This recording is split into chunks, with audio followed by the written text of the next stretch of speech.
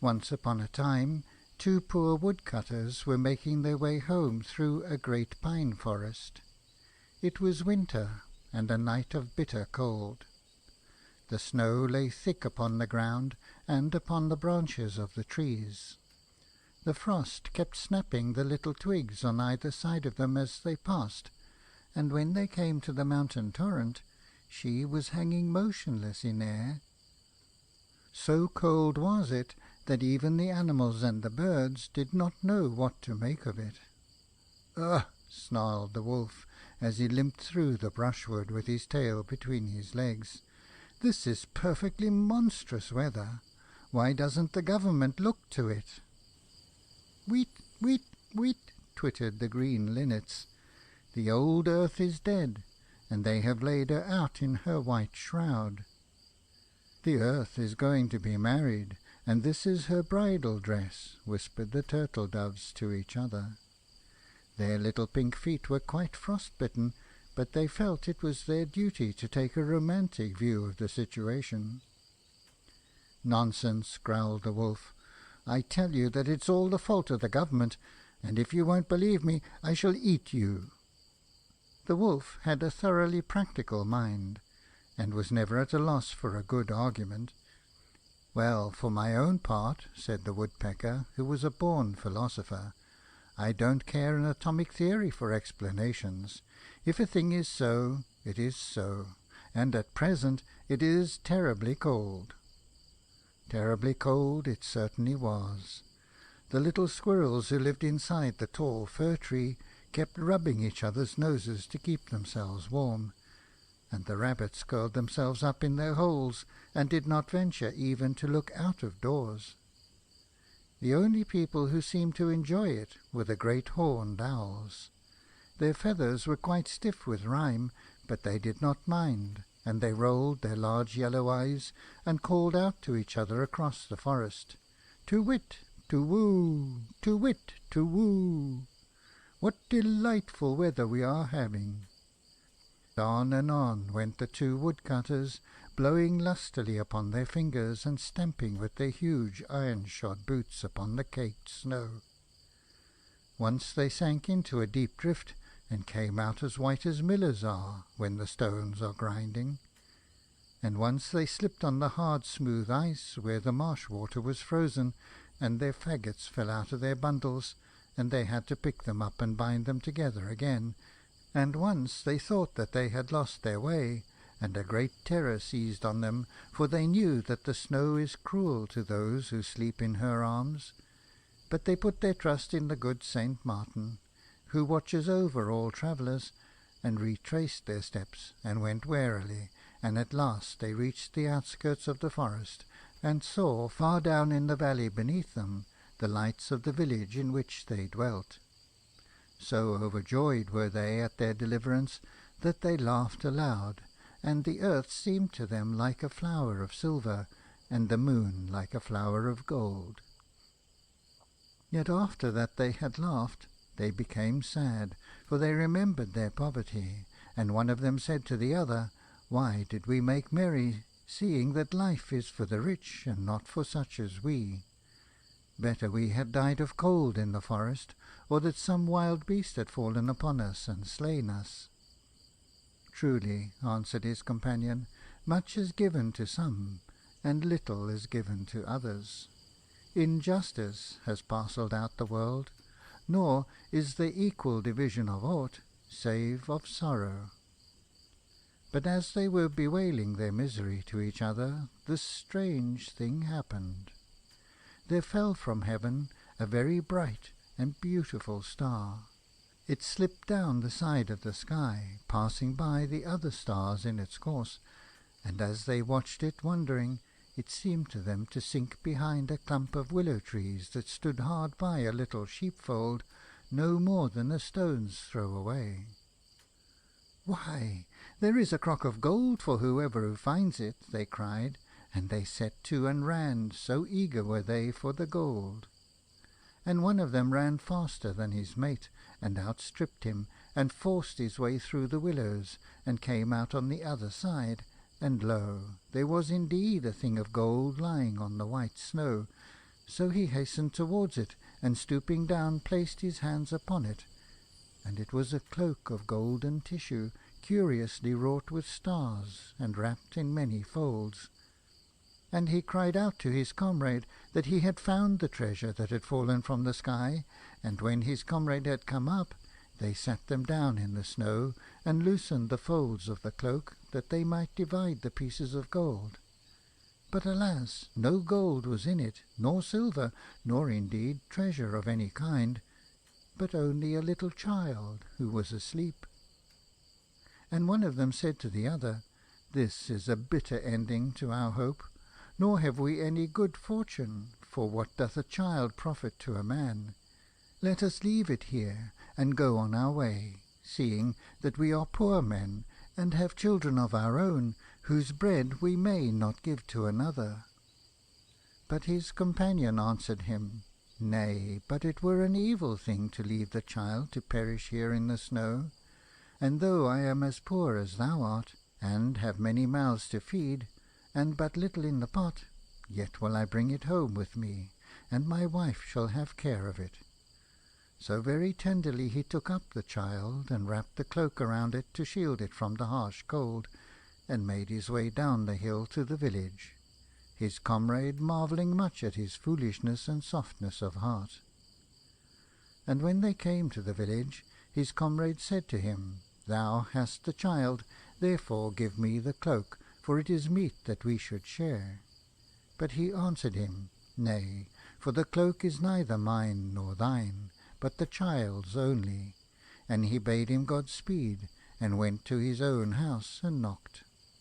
And when his wife opened the door, and saw that her husband had returned safe to her, she put her arms round his neck and kissed him, and took from his back the bundle of faggots, and brushed the snow off his boots, and bade him come in.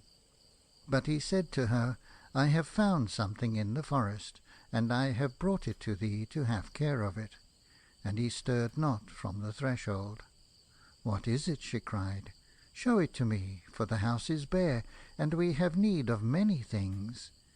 And he threw the cloak back, and showed her the sleeping child. "Alack, good man," she murmured, "have we not children enough of our own, that thou must needs bring a changeling to sit by the hearth? And who knows if it will not bring us bad fortune? And how shall we tend it?" And she was wroth against him. "Nay, but it is a star-child," he answered, and he told her the strange manner of the finding of it. But she would not be appeased, but mocked him, and spoke angrily, and cried, "Our children lack bread, and shall we feed the child of another? Who is there who careth for us, and who giveth us food?" "Nay, but God careth for the sparrows even, and feedeth them," he answered.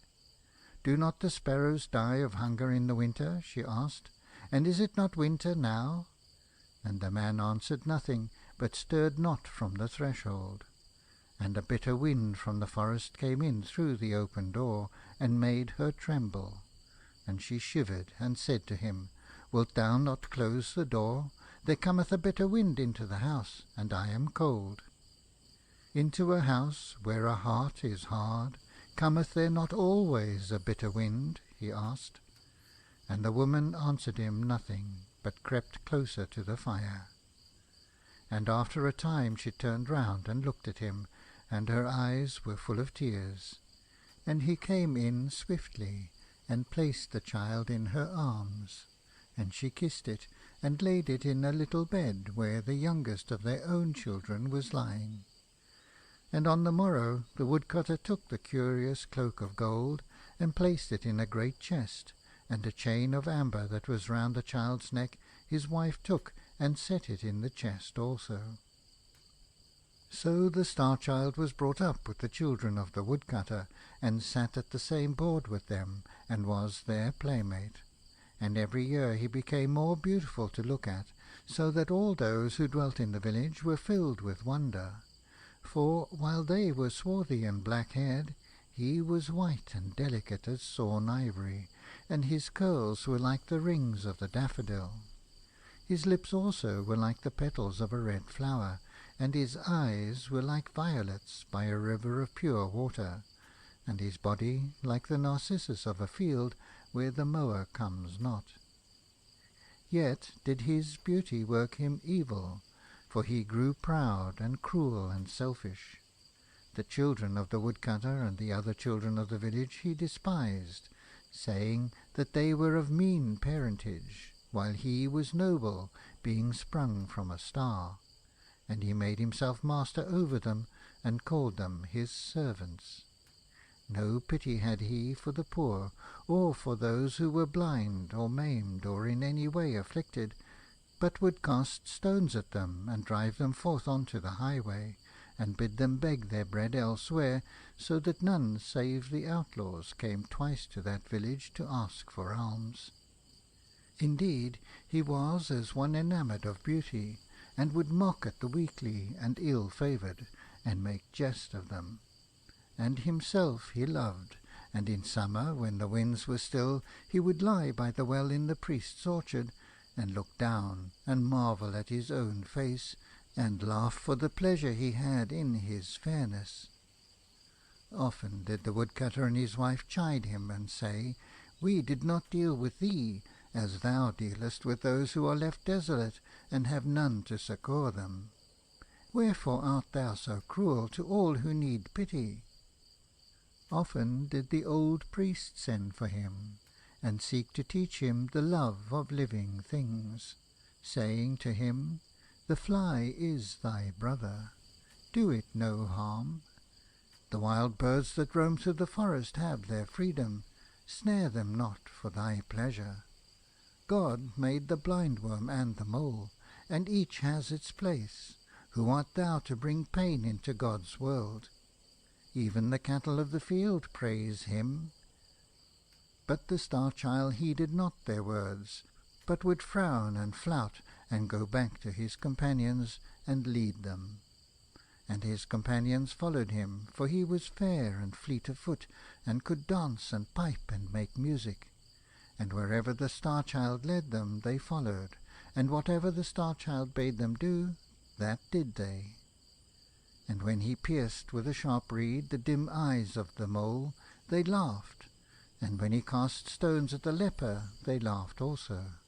And in all things he ruled them, and they became hard of heart, even as he was. Now there passed one day through the village a poor beggar-woman. Her garments were torn and ragged, and her feet were bleeding from the rough road on which she had travelled, and she was in very evil plight. And being weary, she sat her down under a chestnut tree to rest. But when the Star-Child saw her, he said to his companions, "See, there sitteth a foul beggar-woman under that fair and green-leaved tree. Come, let us drive her hence, for she is ugly and ill-favoured." So he came near, and threw stones at her, and mocked her. And she looked at him with terror in her eyes, nor did she move her gaze from him. And when the woodcutter, who was cleaving logs in a haggard hard by, saw what the Star-Child was doing, he ran up and rebuked him, and said to him, "Surely thou art hard of heart, and knowest not mercy. For what evil has this poor woman done to thee, that thou shouldst treat her in this wise?" And the Star-Child grew red with anger, and stamped his foot upon the ground, and said, "Who art thou to question me what I do? I am no son of thine to do thy bidding." "Thou speakest truly," answered the woodcutter, "yet did I show thee pity when I found thee in the forest." And when the woman heard these words, she gave a loud cry, and fell into a swoon. And the woodcutter carried her to his own house, and his wife had care of her. And when she rose up from the swoon into which she had fallen, they set meat and drink before her, and bade her have comfort. But she would neither eat nor drink, but said to the woodcutter, "Didst thou not say that the child was found in the forest? And was it not 10 years from this day?" And the woodcutter answered, "Yea, it was in the forest that I found him, and it is 10 years from this day." "And what signs didst thou find with him?" she cried. "Bare he not upon his neck a chain of amber? Was not round him a cloak of gold tissue broidered with stars? Truly, answered the woodcutter, it was even as thou sayest. And he took the cloak and the amber chain from the chest where they lay, and showed them to her. And when she saw them she wept for joy, and said, He is my little son, whom I lost in the forest. I pray thee send for him quickly, for in search of him I have wandered over the whole world. So the woodcutter and his wife went out and called the Star-Child, and said to him, Go into the house, and there shalt thou find thy mother, who is waiting for thee. So he ran in, filled with wonder and great gladness. But when he saw her who was waiting there, he laughed scornfully, and said, Why, where is my mother? For I see none here but this vile beggar-woman. And the woman answered him, I am thy mother. Thou art mad to say so, cried the Star-Child angrily. I am no son of thine, for thou art a beggar, and ugly, and in rags. Therefore get thee hence, and let me see thy foul face no more. Nay, but thou art indeed my little son, whom I bare in the forest, she cried. And she fell on her knees, and held out her arms to him. The robbers stole thee from me, and left thee to die, she murmured. But I recognized thee when I saw thee, and the signs also have I recognized, the cloak of golden tissue, and the amber chain. Therefore I pray thee, come with me, for over the whole world have I wandered in search of thee. Come with me, my son, for I have need of thy love. But the Star-Child stirred not from his place, but shut the doors of his heart against her, nor was there any sound heard save the sound of the woman weeping for pain. And at last he spoke to her, and his voice was hard and bitter. If in very truth thou art my mother, he said, it had been better hadst thou stayed away, and not come here to bring me to shame, seeing that I thought I was the child of some star, and not a beggar's child, as thou tellest me that I am. Therefore get thee hence, and let me see thee no more. Alas, my son, she cried, wilt thou not kiss me before I go? For I have suffered much to find thee. Nay, said the Star-Child, but thou art too foul to look at, and rather would I kiss the adder or the toad than thee. So the woman rose up and went away into the forest, weeping bitterly. And when the Star-Child saw that she had gone, he was glad, and ran back to his playmates that he might play with them. But when they beheld him coming, they mocked him and said, Why, thou art as foul as the toad, and as loathsome as the adder. Get thee hence, for we will not suffer thee to play with us. And they drave him out of the garden. And the Star-Child frowned, and said to himself, What is this that they say to me? I will go to the well of water and look into it, and it shall tell me of my beauty. So he went to the well of water and looked into it, and lo, his face was as the face of a toad, and his body was scaled like an adder. And he flung himself down on the grass and wept, and said to himself, Surely this has come upon me by reason of my sin, for I have denied my mother, and driven her away, and been proud and cruel to her. Wherefore I will go and seek her through the whole world, nor will I rest till I have found her. And there came to him the little daughter of the woodcutter, and she put her hand upon his shoulder, and said, What doth it matter if thou hast lost thy comeliness? Stay with us, and I will not mock at thee. And he said to her, Nay, but I have been cruel to my mother, and as a punishment has this evil been sent to me. Wherefore I must go hence and wander through the world till I find her, and she give me her forgiveness. So he ran away into the forest, and called out to his mother to come to him. But there was no answer. All day long he called to her, and when the sun set, he lay down to sleep on a bed of leaves. And the birds and the animals fled from him, for they remembered his cruelty, and he was alone, save for the toad that watched him, and the slow adder that crawled past.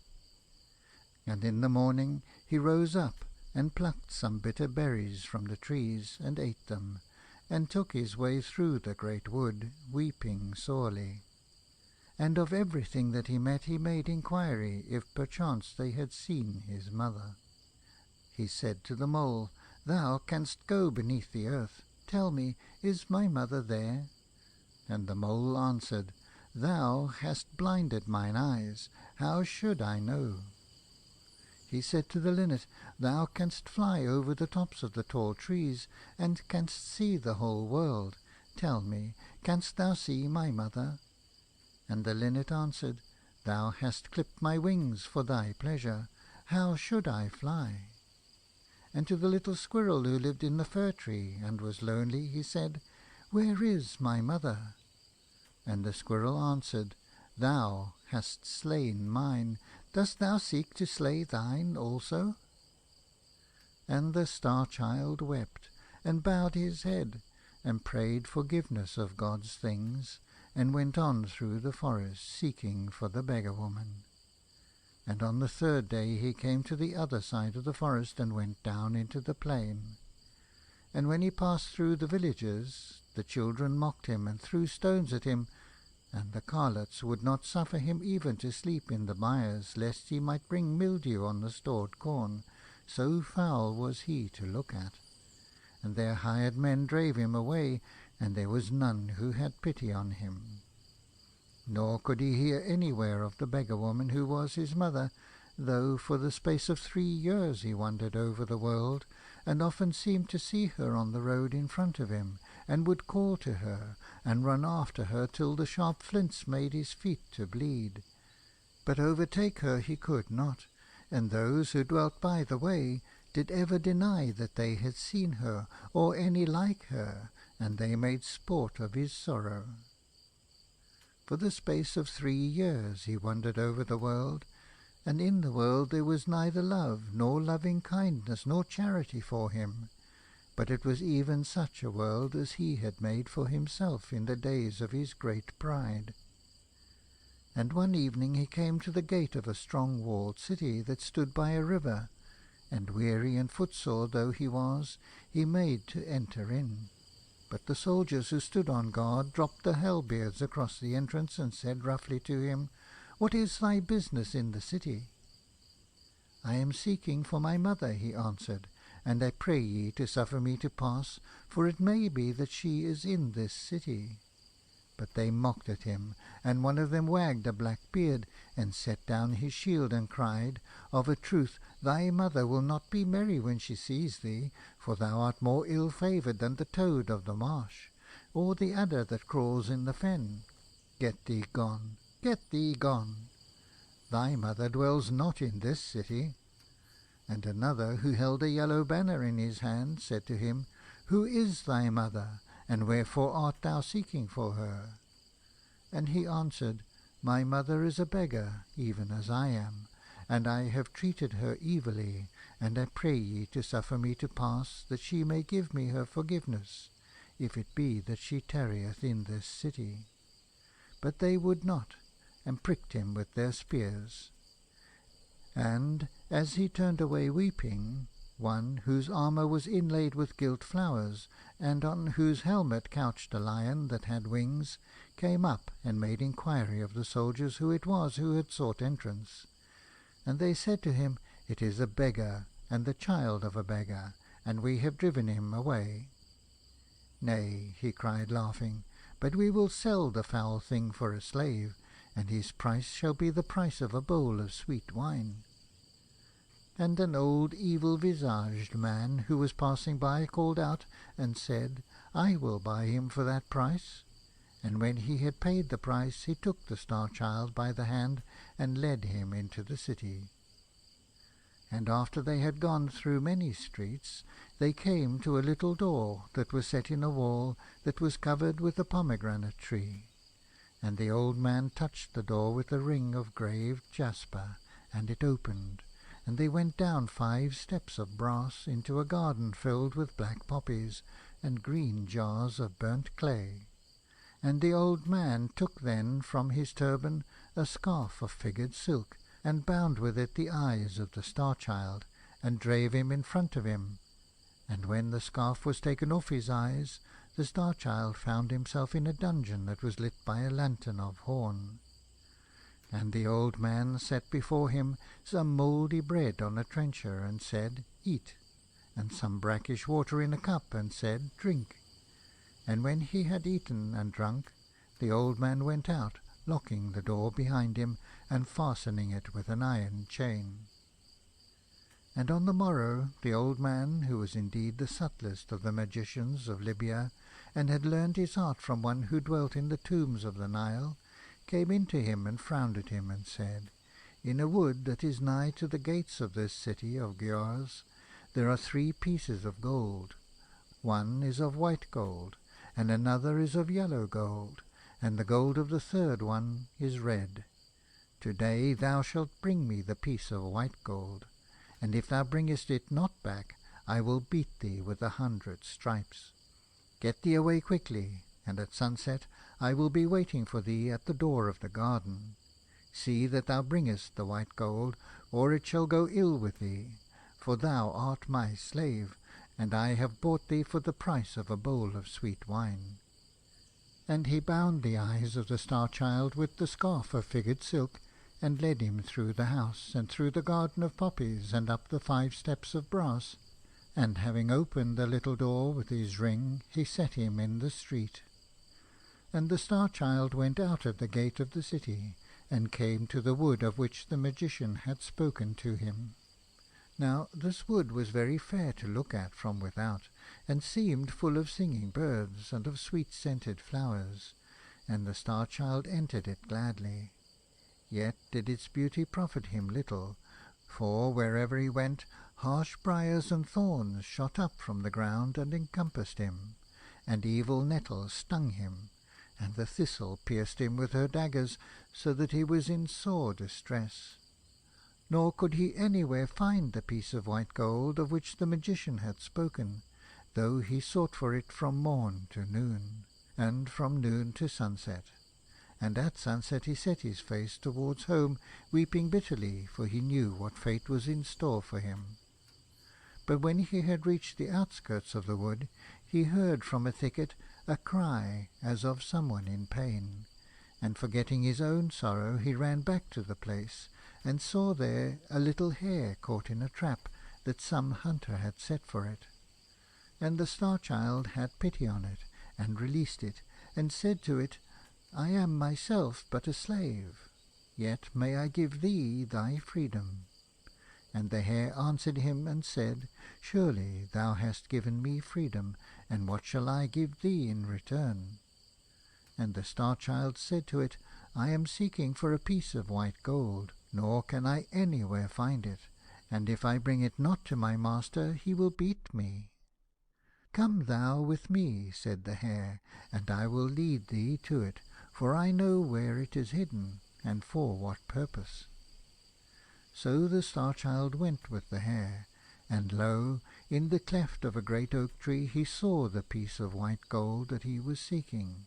And he was filled with joy, and seized it, and said to the hare, The service that I did to thee thou hast rendered back again many times over, and the kindness that I showed thee thou hast repaid 100-fold. Nay, answered the hare, but as thou dealt with me, so did I deal with thee. And it ran away swiftly, and the Star-Child went towards the city. Now at the gate of the city there was seated one who was a leper. Over his face hung a cowl of grey linen, and through the eyelets his eyes gleamed like red coals. And when he saw the Star-Child coming, he struck upon a wooden bowl and clattered his bell, and called out to him and said, Give me a piece of money, or I must die of hunger, for they have thrust me out of the city, and there is no one who has pity on me. Alas, cried the Star-Child, I have but one piece of money in my wallet, and if I bring it not to my master, he will beat me, for I am his slave. But the leper entreated him, and prayed of him, till the Star-Child had pity, and gave him the piece of white gold. And when he came to the magician's house, the magician opened to him and brought him in, and said to him, Hast thou the piece of white gold? And the Star-Child answered, I have it not. So the magician fell upon him and beat him, and set before him an empty trencher, and said, Eat, and an empty cup, and said, Drink, and flung him again into the dungeon. And on the morrow the magician came to him, and said, If today thou bringest me not the piece of yellow gold, I will surely keep thee as my slave, and give thee 300 stripes. So the Star-Child went to the wood, and all day long he searched for the piece of yellow gold, but nowhere could he find it. And at sunset he sat him down and began to weep. And as he was weeping there came to him the little hare that he had rescued from the trap. And the hare said to him, Why art thou weeping? And what dost thou seek in the wood? And the Star-Child answered, I am seeking for a piece of yellow gold that is hidden here, and if I find it not, my master will beat me and keep me as a slave. Follow me, cried the hare, and it ran through the wood till it came to a pool of water, and at the bottom of the pool the piece of yellow gold was lying. How shall I thank thee, said the Star-Child, for lo, this is the second time that thou hast succoured me. Nay, but thou hast pity on me first, said the hare, and it ran away swiftly. And the Star-Child took the piece of yellow gold, and put it in his wallet, and hurried to the city. But the leper saw him coming, and ran to meet him, and knelt down, and cried, Give me a piece of money, or I shall die of hunger. And the Star-Child said to him, I have in my wallet but one piece of yellow gold, and if I bring it not to my master, he will beat me and keep me as his slave. But the leper entreated him sore, so that the Star-Child had pity on him, and gave him the piece of yellow gold. And when he came to the magician's house, the magician opened to him, and brought him in, and said to him, Hast thou the piece of yellow gold? And the Star-Child said to him, I have it not. So the magician fell upon him, and beat him, and loaded him with chains, and cast him again into the dungeon. And on the morrow the magician came to him, and said, If today thou bringest me the piece of red gold, I will set thee free. But if thou bringest it not, I will surely slay thee. So the Star-Child went to the wood, and all day long he searched for the piece of red gold. But nowhere could he find it.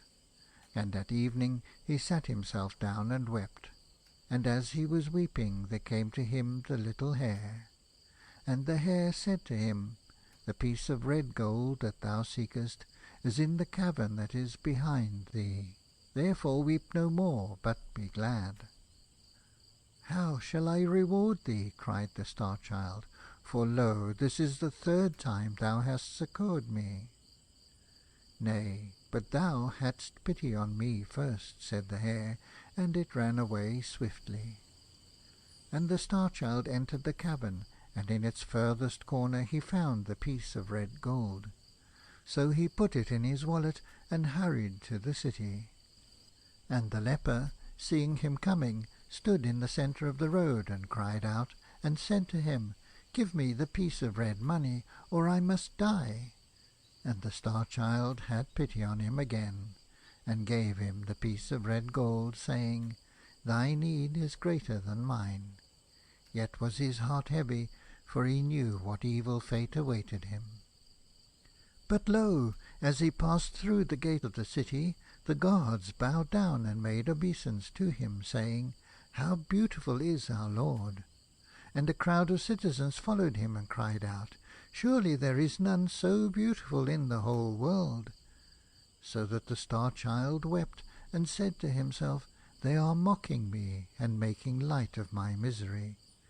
And so large was the concourse of the people that he lost the threads of his way, and found himself at last in a great square, in which there was a palace of a king. And the gate of the palace opened, and the priests and the high officers of the city ran forth to meet him, and they abased themselves before him, and said, thou art our lord, for whom we have been waiting, and the son of our king. And the Star-Child answered them and said, I am no king's son, but the child of a poor beggar-woman. And how say ye that I am beautiful? For I know that I am evil to look at. Then he, whose armour was inlaid with gilt flowers, and on whose helmet couched a lion that had wings, held up a shield, and cried, How saith my lord that he is not beautiful? And the Star-Child looked, and lo, his face was even as it had been, and his comeliness had come back to him, and he saw that in his eyes which he had not seen there before. And the priests and the high officers knelt down and said to him, It was prophesied of old that on this day should come he who was to rule over us. Therefore let our Lord take this crown and this sceptre, and be in his justice and mercy our king over us. But he said to them, I am not worthy, for I have denied the mother who bare me, nor may I rest till I have found her and known her forgiveness. Therefore let me go, for I must wander again over the world, and may not tarry here, though ye bring me the crown and the sceptre. And as he spake, he turned his face from them towards the street that led to the gate of the city. And lo, among the crowd that pressed round the soldiers, he saw the beggar-woman who was his mother, and at her side stood the leper, who had sat by the road. And a cry of joy broke from his lips, and he ran over, and kneeling down, he kissed the wounds on his mother's feet, and wet them with his tears. He bowed his head in the dust, and sobbing, as one whose heart might break, he said to her, Mother, I denied thee in the hour of my pride. Accept me in the hour of my humility. Mother, I gave thee hatred. Do thou give me love. Mother, I rejected thee. Receive thy child now. But the beggar-woman answered him not a word.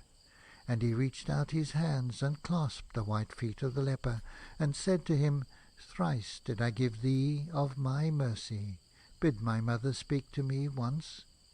But the leper answered him not a word. And he sobbed again and said, Mother, my suffering is greater than I can bear. Give me thy forgiveness, and let me go back to the forest. And the beggar-woman put her hand upon his head, and said to him, Rise. And the leper put his hand on his head, and said to him, Rise also. And he rose up from his feet, and looked at them. And lo, they were a king and a queen. And the queen said to him, This is thy father, whom thou hast succoured. And the king said, This is thy mother, whose feet thou hast washed with thy tears. And they fell on his neck and kissed him, and brought him into the palace, and clothed him in fair raiment, and set the crown upon his head, and the sceptre in his hand. And over the city that stood by the river he ruled, and was its lord. Much justice and mercy did he show to all, and the evil magician he banished. And to the woodcutter and his wife he sent many rich gifts, and to their children he gave high honour. Nor would he suffer any to be cruel to bird or beast, but taught love and loving kindness and charity. And to the poor he gave bread, and to the naked he gave raiment, and there was peace and plenty in the land. Yet ruled he not long, so great had been his suffering, and so bitter the fire of his testing. For after the space of 3 years he died. And he who came after him ruled evilly.